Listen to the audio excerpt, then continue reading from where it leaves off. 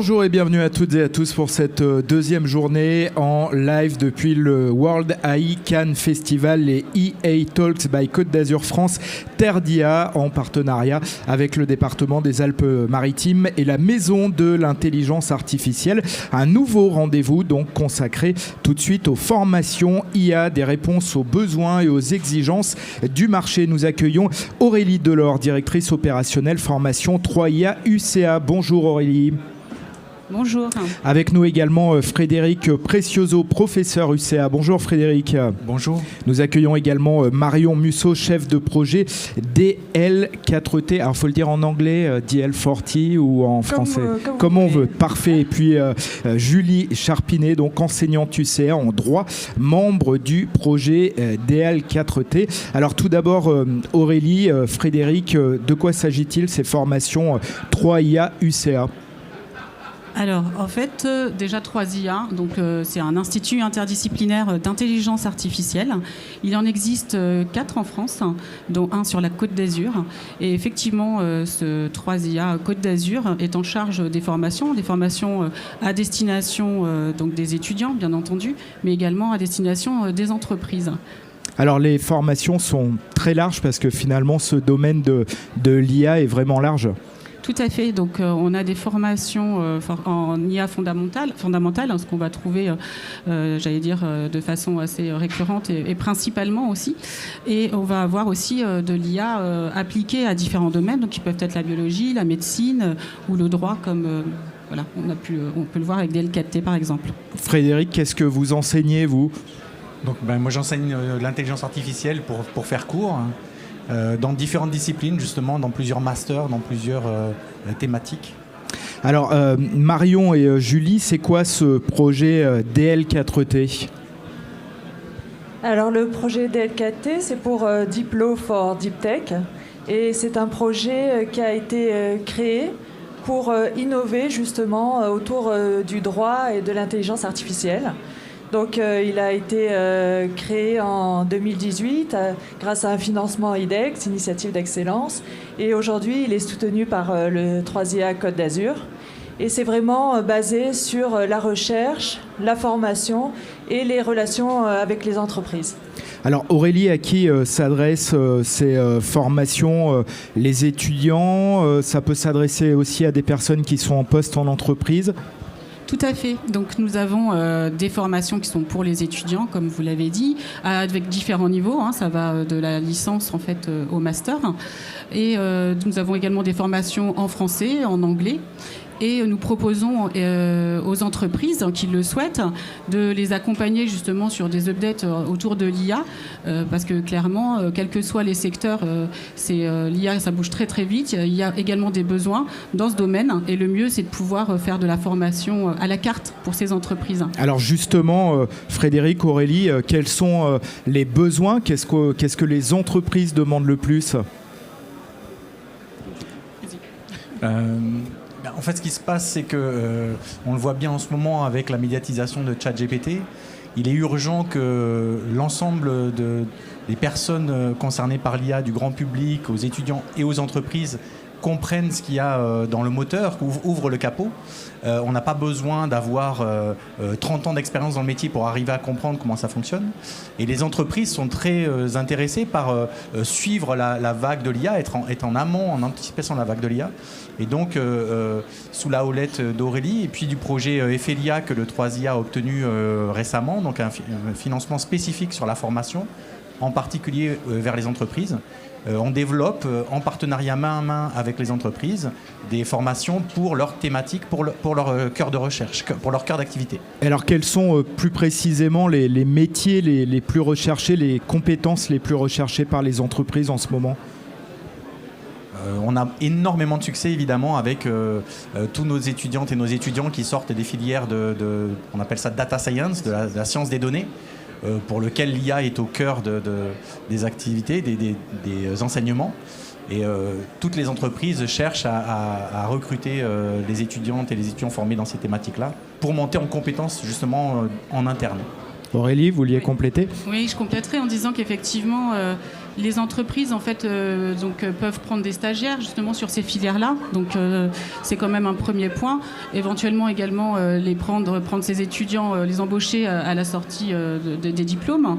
Et sur les thématiques, pour compléter ce que disait Frédéric Precioso, on a pas mal de demandes en fait sur la partie effectivement data scientist, data analyst, mais également sur management et IA par exemple, ou droit et IA. Alors on imagine que ça s'adresse beaucoup à des ingénieurs, à des techniciens, mais il y a aussi un volet droit et juridique très important, et c'est tout l'enjeu avec ce projet DL4T. Quels sont justement ces enjeux en matière de droit? Il faut former à la fois les juristes, mais aussi acculturer les ingénieurs. L'idée du projet DL4T, c'est effectivement d'axer sur l'enseignement et de traiter 2 volets de formation.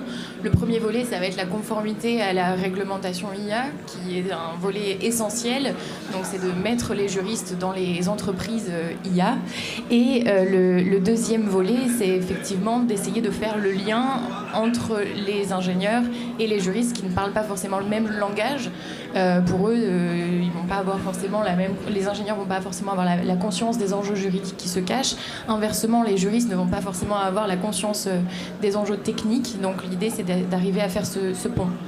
Cette réglementation, elle est naissante, donc on imagine qu'il va falloir se tenir informé, se former en permanence. Oui, effectivement, c'est un chantier colossal qui attend les entreprises de se mettre en conformité avec cette nouvelle réglementation qui est conséquente. Donc l'enjeu de notre formation, c'est justement d'arriver à ce haut degré de formation pour qu'ils puissent être plug and play en entreprise. Hier, on nous parlait de l'éducation des IA. Quand on apprend à une IA, et parfois on peut utiliser des données qui ne sont pas libres de droit, on imagine que ça fait partie des enjeux.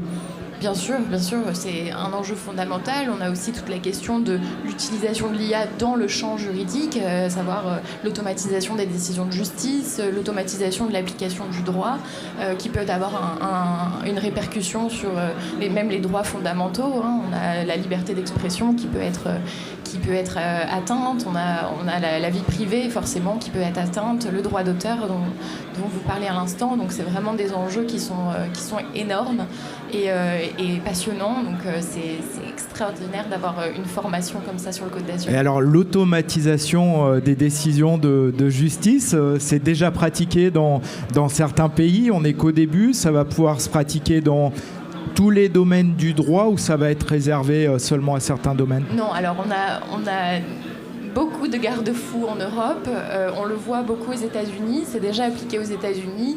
On a à la fois des outils d'aide à la décision judiciaire, comme le logiciel Compass par exemple, qui est un logiciel d'aide à la décision pour éventuellement aider le juge dans la remise de peine. Donc il en va de la liberté de l'individu, donc c'est conséquent.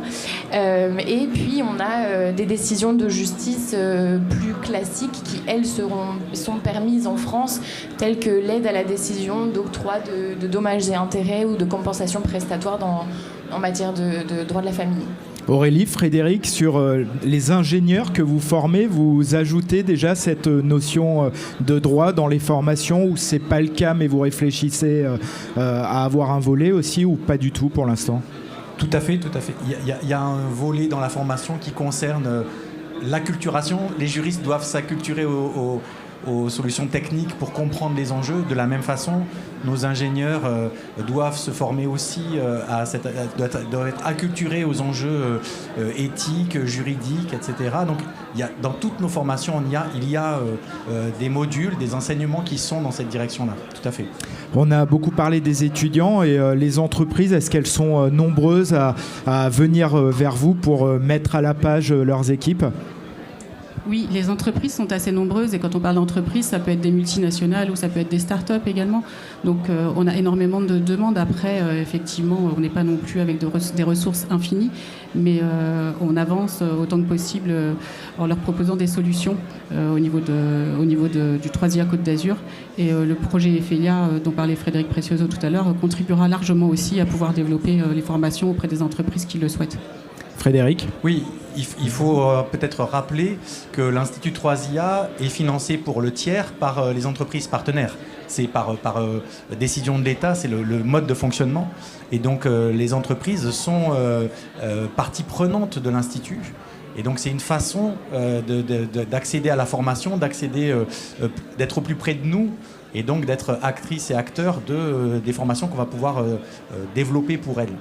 Et je compléterai aussi en disant que justement l'intérêt d'être formé par le 3IA Côte d'Azur, c'est d'avoir un enseignement en fait qui est adossé à la recherche, donc avec des enseignements de qualité.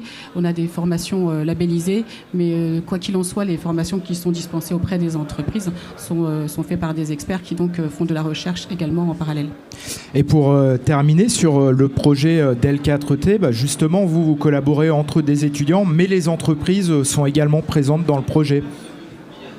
Oui, bien sûr, on a une clinique juridique qui s'appelle Fablex, pour faire un clin d'œil à Fab Lab. Et nous travaillons avec des entreprises durant l'année et les étudiants sur des problèmes juridiques qu'ils rencontrent. Donc cette année, on travaille avec un cabinet d'avocats parisien, par exemple. L'année dernière, on a travaillé avec un ingénieur qui a développé une application qui s'appelle IOP, pour lutter contre la violence faite aux femmes et garder les preuves dans une sorte de coffre-fort numérique sur blockchain. Et donc, c'était connaître les enjeux et il est venu intervenir auprès des étudiants. Donc, il y a vraiment un dialogue très présent entre entreprises et étudiants. Et on imagine qu'il y a un enjeu de faire reconnaître ces dispositifs par la justice aussi. Est-ce que vous collaborez avec la justice ? Non, pas vraiment. Plutôt avec les autorités éventuellement, mais la justice, c'est pas encore d'actualité.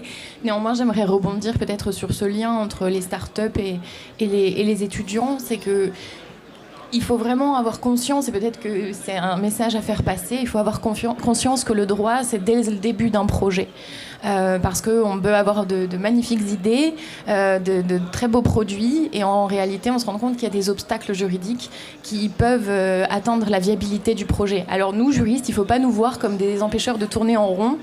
C'est pas l'idée, mais par contre, c'est d'anticiper les obstacles juridiques pour pouvoir éventuellement les surmonter plus facilement qu'au moment d'un contrôle où là on a des difficultés et qui ça met à mal le projet, ou alors on se prend de grosses amendes. Donc c'est pas l'idée. L'idée, c'est dès l'anticipation du projet, faire intervenir un juriste. Et du coup, ça peut même faire évoluer le projet en fait. Bien sûr, ça a été le cas là, de la plateforme IOP, où en réalité les obstacles juridiques étaient conséquents, donc il a fallu les surmonter un à un, et le projet a très bien évolué pour se mettre en conformité. On conclut, puisqu'on s'adressait aux étudiants avec donc le 3IA, comment est-ce qu'on l'intègre ? Faut déjà avoir fait un cursus avant, faut peut-être déjà avoir travaillé en entreprise. Oui, ouais. Juste, donc en fait, le 3IA va réunir un certain nombre de formations. On a de nombreux partenaires en fait qui justement demandent à avoir une formation labellisée. Donc ça peut être aussi bien en licence. Il y a une licence avec un parcours IA à l'Université Côte d'Azur. On peut aussi intégrer un master ou un MSc en data science et IA par exemple également. Alors effectivement, quand on est sur de l'IA fondamentale, il faut quand même certains prérequis. On n'entre pas sur ce type de formation quand on a une formation, enfin quand on a une absence de formation sur la programmation par exemple. Mais voilà, il y en a un peu pour tous les goûts, et quoi qu'il en soit, le projet en fait qui va être développé là sur la prochaine rentrée universitaire vise justement à introduire de l'IA dans tous les secteurs, dans toutes les disciplines de l'Université Côte d'Azur notamment, mais pas seulement, ses partenaires aussi. Merci à tous les quatre d'être venus évoquer les formations IA, des réponses aux besoins et aux exigences du marché. Les EA Talks continuent donc toute la journée, et dans quelques minutes, on parlera de IA, territoire durable et sécurité. Merci à tous les quatre. Merci.